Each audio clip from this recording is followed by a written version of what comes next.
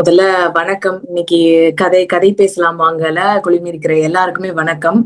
இன்னைக்கு இந்த அப்பு சிவா அவர்கள் சேலம் சேர்ந்த நம்மளுடைய எழுத்தாளர் அவர் எழுதின அந்த கதை அந்த கதையை படிக்க ஆரம்பிக்கும் போதே எனக்கு தோணுது, ரொம்ப யதார்த்தத்தை நல்ல தத்ரூபமா அடிச்சு ஓங்கி அடிக்கிற மாதிரி, இதுதான் நடக்குது, இதுதான் அப்படின்னு சொல்ற மாதிரியான கதைகளா இருந்துச்சு.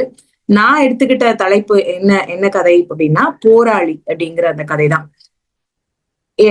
கதையை நான் மத்த கதையெல்லாம் வாசிக்காமலே சட்டுன்னு எனக்கு அந்த அந்த ஒரு டைட்டில பார்த்தோன்னே சில அட்ராக்ஷன்ஸ் வரும் இல்லையா, அந்த மாதிரி வந்த அட்ராக்ஷன் தான் போராளி. இதுல என்னதான் இருக்கும், நம்ம நிறைய இமேஜின் பண்ணிப்போம், நிறைய சித்தரிப்போம். ஆனா இந்த கதையோட தலைப்புல உள்ள கருத்து எல்லாமே நிறைய இருந்துச்சுன்னு சொல்லலாம். அப்படி பாக்குறப்ப இந்த கதை என்ன சொல்ல வருது அப்படின்னா, ஒரு ரெண்டு கேரக்டர், ஷார்ட் அண்ட் ஸ்வீட்டா சொன்னா ரெண்டு கேரக்டர், பாபு கவிதான்னு இருக்காங்க. அவங்க ரெண்டு பேரும் கணவன் மனைவி. அடுத்ததா இன்னொரு பக்கம் ராஜேந்திரனும் செல்வியும் இருக்கிறாங்க. அவங்க கணவன் மனைவி. அவங்கள பத்தின ஒரு பதிவா இருக்குது. ஏன்னா பாபு அப்படிங்கிறவர் ஒரு போராளி அப்படின்னு தன்னையே சொல்லிக்கிறவரு. முகநூல்ல நிறைய விடுதலை, அதாவது பெண் விடுதலை பத்தின தீவிரமா பேசக்கூடிய ஒரு ஆளு. பெண்கள் உடை பற்றி ரொம்ப இப்படி இருக்கணும் அப்படி இருக்கணும் இப்படிலாம் சொல்றீங்களே, நிறைய பேர் நிஜ வாழ்க்கையில ஒரு மாதிரியும் சமூக வலைத்தளங்கள்ல போடுற பதிவுகள் இன்னொரு மாதிரியா இருக்கும் அப்படிதானே. அந்த மாதிரியான சில பதிவுகள் இதுல இருந்துச்சுன்னு சொல்லலாம். ஏன்னா பாபு கவிதா ரெண்டு பேரும் பேசிக்கிறப்ப அவர் வாக்கிங் போயிட்டு வராரு. வந்த உடனே காஃபி கொடுக்கறதுக்காக கவிதா எந்திக்கிறாங்க. பாபுட்டு கொஞ்சம் ஸ்ட்ராங்கா இல்லைனாலும் காஃபி பிடிக்காது. அப்படி இருக்கிறப்ப அங்க தூளும் கொஞ்சம் கம்மியா தான் இருக்கு. ஏன்னா முந்தின நாள் அவர் தான் போட்டிருக்காரு, இதை கூட சொல்லலாம்ல நம்மகிட்ட அப்படின்னு ஒரு ஃபீல் தான் கவிதா அவங்களுக்கு வருது. அப்படி வந்துட்டு இருக்கப்ப குடுத்த காப்பி தூள் குறைவா இருந்ததுனால நிறைய பெண்மணிகளோட வழக்கம், சரி நம்மளுடைய கணவருக்கு முதல்ல கொடுப்போம் அப்படின்ட்டு அவருக்கு ப்ரிஃபரன்ஸ் கொடுத்து அவருக்காக போடுற காப்பியில கூட நிமிர்ந்து பார்த்து கூட வாங்காம அவர் ரொம்ப தீவிரமா பாபு ஒரு போஸ்ட் போட்டுட்டு இருக்காரு. அப்போ குடுக்கிற நமக்கு எப்படி இருக்கும், அதை உருவகம் பண்ணோம்னா குடுக்கிற பெண்களுக்கு இன்னுமே சலிப்பா இருக்கும். நான் என் கையில ஒரு காஃபி இல்ல, நீங்க அதை பார்க்கல, ஆனா உங்களுக்குன்னு எடுத்துட்டு வர காஃபியை தலை நிமிர்ந்து பார்த்து கூட வாங்க முடியல அப்படிங்கிற ஒரு ஆதங்கத்துல அப்படி என்ன தீவிரமா நீங்க பண்ணிட்டு இருக்கீங்க. ஏன்னா இவர் செய்யற வேலையை முடிக்காம எங்கேயும் திரும்ப மாட்டாராம். அப்படியா அவங்க சொல்றாங்க, கவிதா சொல்ல வராங்க, அந்த ஆசிரியர் அப்படி சொல்லியிருக்காரு. அப்போ பெண் விடுதலை பத்தின ரொம்ப பெரிய பதிவு அது.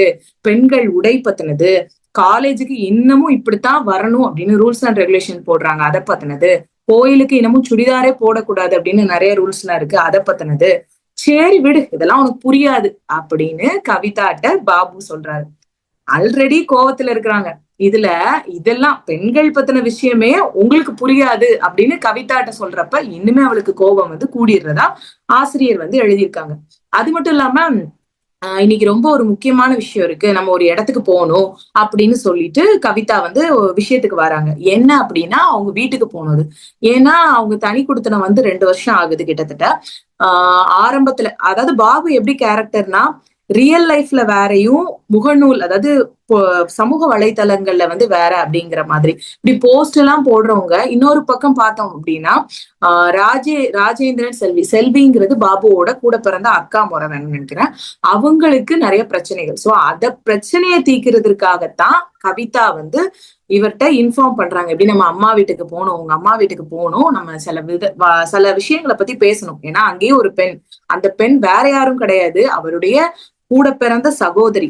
அப்படி அவங்க வீட்டுக்கு போறதுக்கு இவங்க பேசிட்டு இருக்காங்க. ஏன்னா கல்யாணம் முடிஞ்ச உடனே தான் உண்டு தான் வேலை உண்டு, எந்த பிரச்சனையும் தன்னைய பாதிச்சிடக்கூடாதுங்கிற கேரக்டர் பாபு. ஆனா போஸ்ட் மட்டும் இப்படி நல்லா பயங்கரமா போடுற ஆளு, தன்னை ஒரு போராளின்னு சொல்லிக்கக்கூடிய ஆளு. அப்படி இருக்கிறப்ப அவங்க அந்த வீட்டுக்கு போகணும். அது கொஞ்சம் செல்வியை பத்தி ஆசிரியர் இந்த இடத்துல சொல்ல வர்றாரு. நிறைய வீட்டுல நடக்கக்கூடிய ஒரு கதை தான். அதாவது பெண்மகளுக்கு கல்யாணம் பண்ணி கொடுக்கறச்ச அவங்க பெண்கள் போற இடம் நல்லா வசதியா இருக்கா, நல்லா அப்படிங்கிறத நோட் பண்ணிட்டு டக்குன்னு கொடுத்துருவாங்களே தவிர அவங்களுக்கும் இவங்களுக்கும் மனம் ஒத்து போகுதா, எப்படி இருக்கிறாங்க அப்படிங்கிறத விசாரிக்காமலேயே கொடுத்தவங்க.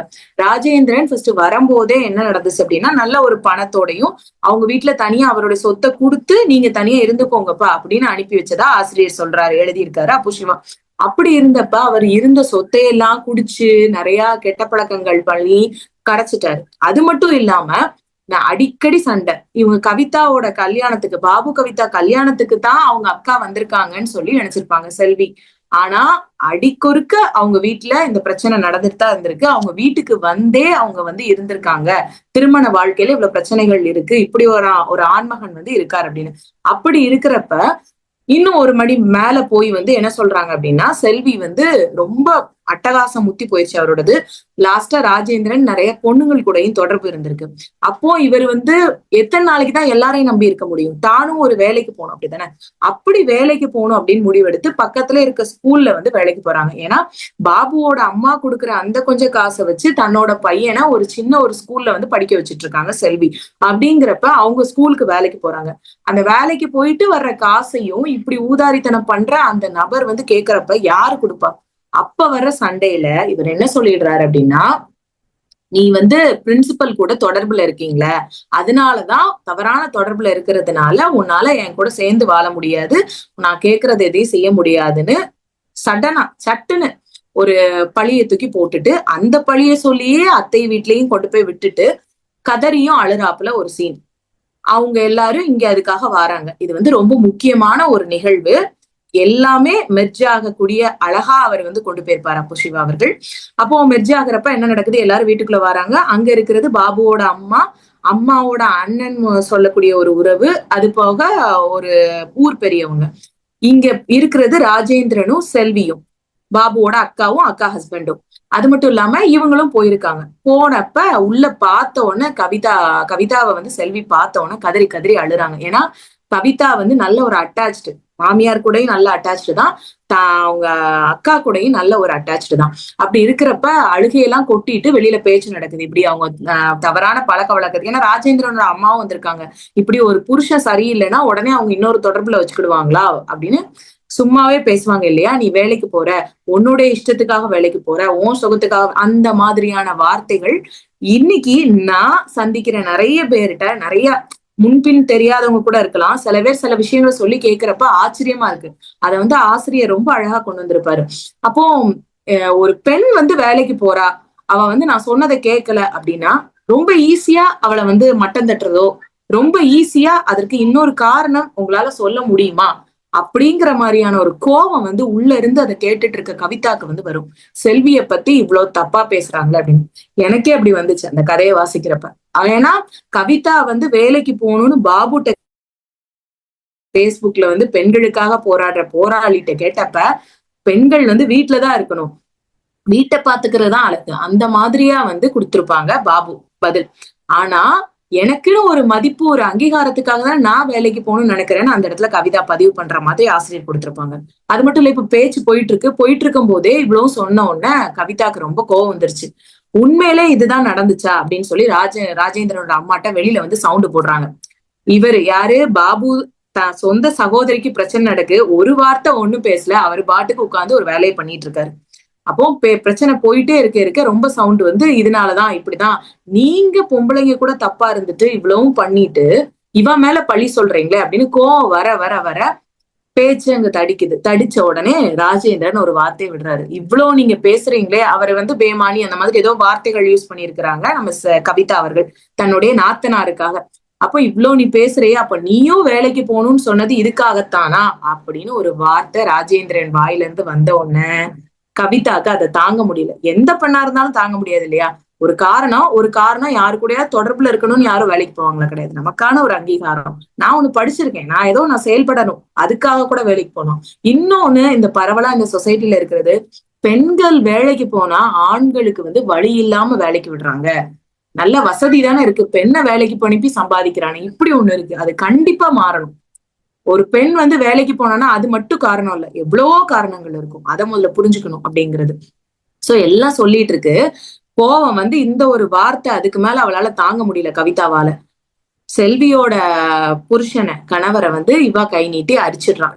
அடிச்ச உடனே நம்ம எல்லாம் என்ன நினைப்போம்? அவ்வளோ தேம்பி தேம்பி அழுது செல்விக்கு இது ஒரு ஆறுதலாதான் இருக்கும்னு நினைப்போம். இதான் கதையோட கிளைமேக்ஸ். ஆறுதலாதான் இருக்கும்னு நினைப்போம். ஆனா உள்ள இருந்து செல்வி எந்திரிச்சு வந்து, எவ்வளவு ஒரு தைரியம் இருந்தா ஒரு ஆம்பளைய கை நீட்டி அடிக்கிற அப்படின்னு சொல்லி கவிதாட்ட கேட்டிருப்பாங்க. பேசுனதே அவளுக்காகத்தான். கவிதாட்ட கேட்டுற மாதிரி ஆசிரியர், ஏன்னா இது நிதர்சனம். ஆசிரியர் இப்படி எழுதியிருக்கிறது ஃபர்ஸ்ட் எனக்கு ஆச்சரியமா இருந்தாலும் உண்மைதானே, இப்படித்தானே நடக்குது அப்படிங்கிற மாதிரி இருக்கும். அது மட்டும் இல்ல, லாஸ்டா இவ்வளவும் நடந்துட்டு இருக்கு. யாரு நம்ம போராளி பாபு வந்து Facebookல வழக்கம் போல ஏதோ ஒரு போஸ்ட் போட்டுட்டு இருக்காரு, நிமிர கூட இல்ல அப்படிங்கிற மாதிரி இருந்துச்சு. அப்படியே ஒரு சமூகத்துல சமூகம் இல்ல, நம்மள சுத்தி இருக்கிற வீடுனே வச்சுக்கலாம், நம்ம தப்பிச்சோம் அவ்வளவுதான் அப்படிங்கிற மாதிரி எனக்கு இருந்துச்சு. ஏன்னா சுத்தி சுத்தி இருக்கிற இடத்துல இவ்வளவும் நடக்குது. ஒரு பெண் வேலைக்கு போனா 1000 காரணங்கள் இருக்கும். காரணம் தன்னைத்தானே நிரூபிச்சுட்டு கூட இருக்கும். நிறைய ஆண்கள் இன்னைக்குமே, எல்லாரையுமே சொல்ல வரல, நிறைய சகோதரர்கள், நல்ல நல்ல சகோதரர்கள் இருக்கதான் செய்யறாங்க. ஒரு பெண் வேலைக்கு போவது வந்து தவறான பழக்க வழக்கத்துக்காகவோ தன்னுடைய ஆணவத்தை காட்டுறதுக்காகவோ மட்டுமே இல்லை. தனக்கான அங்கீகாரம். முழு நேரமும் நம்ம படிச்சிருக்கோம், நம்ம ஏதோ செய்யறோம், எல்லா நேரமும் கணவர் தான் வேலைக்கு போகணும். உழைப்பாளர் தினம் அப்படிங்கிறது கூட ரீசெண்டா வந்துச்சு. அதாவது முழு நேரமும் வந்து ஆண்களையே சார்ந்திருத்தல் அப்படிங்கிறது வேண்டாமே, குடும்ப சுமையை கொஞ்சம் நம்மளும் சுமக்கலாமே, நம்மளும் நம்மளால முடிஞ்ச வேலையை, நம்மளால முடிஞ்ச நோக்கத்தை கொடுக்கலாமே அப்படிங்கிறதுக்காக தான் வந்து பெண்களோட வேலையா இருக்குமே தவிர, எந்த ஒரு சூழ்நிலையிலையும் தன்னை பயன்படுத்திக்க, தனக்கு தேவையானதை நிரூபிக்க ஒரு பெண்ணின் மேல் எந்த ஒரு இதுவுமே வீசப்படக்கூடாது. அப்ப இந்த இடத்துல போராளிங்கிறது, எனக்கு இந்த கதையை படிச்ச அளவுல கவிதா தான் போராளியா தெரிஞ்சான். ஏன்னா அவ வாக்கப்பட்ட வந்த வீடு, அந்த வீடு அவங்களுக்காகவும் போராடணும்னு நினைக்கா, நான் ஒரு தன்னுடைய நாத்தனாருக்காகவும் போராடணும்னு நினைக்கா. ஆனா லாஸ்ட் அந்த போராளி மேலதான் எல்லாமே விழுந்தது, கற்கள் அப்படின்னு சொல்லலாம். ரொம்ப அழகா அப்பு சிவா அவர்கள், சேலத்தை சார்ந்த எழுத்தாளர், ரொம்ப அழகா எழுதியிருந்தாங்க. எனக்கு ரொம்ப பிடிச்ச கதை. ரொம்ப நன்றி வாய்ப்புக்கு. நன்றி சகோதரி ஆண்டாள் ரேவதி, அருமையா. கிட்டத்தட்ட நீங்க எப்போ சொன்னாலுமே அந்த ஃபுல் நரேட்டிவ் கிட்டத்தட்ட அந்த விஷுவலைசேஷன் கொண்டு வந்துருவீங்க. என்ன அருமையான ஒரு திறனாய்வு. சில கதைகள் படிக்கிறப்ப, இப்பதான் படிக்க ஆரம்பிச்சிருக்கேன், ஆனா படிக்கிறப்ப நம்ம ரியல் லைஃபோட மேட்ச் பண்றப்ப இவ்வளவு நம்மள சுத்தி நடக்குது இல்ல, அப்போ இதுக்கான ஒரு எழுத்தா இது இருக்கே பரவாயில்ல அப்படிங்கிற ஒரு தன்னிறைவு இருக்கு.